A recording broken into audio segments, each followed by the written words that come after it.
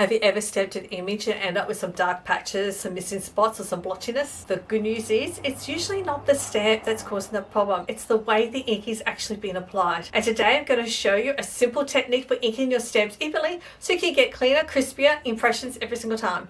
Hi, I'm Kristy Coromandel and I help card makers build their skills and creative confidence so that you can create cards that you truly love. This is part of my Back to Basics series where we focus on one simple skill at a time. And today we're tackling one of the most common beginner frustrations, uneven stamping. One of the biggest mistakes that beginners make is actually picking up the ink pad and pressing it onto the stamp itself. Instead, place your ink pad flat onto your work surface and bring the stamp down to the ink. This is going to give you so much more control and helps you see exactly where the ink has been applied to. So don't overthink this. This one small change can make a huge difference. Now you're going to gently tap the stamp onto the ink pad. Notice how I said tap and not press. Use a light up and down tapping motion across the entire surface of the stamp itself. Avoid twisting, rocking, or pushing too hard into the ink pad. Heavy pressure can actually cause too much ink to collect in some areas and not enough ink in other areas. So before you stamp, you can actually have a quick look at the surface. A properly inked stamp should have a light, even coating of ink. You shouldn't see large wet pools or shiny blobs. If one area looks lighter than another, simply give that section another little tap. This quick check only takes a few seconds but can save you from disappointing impressions. Once your stamp is evenly inked, you're going to place it onto your cardstock, apply firm, even pressure,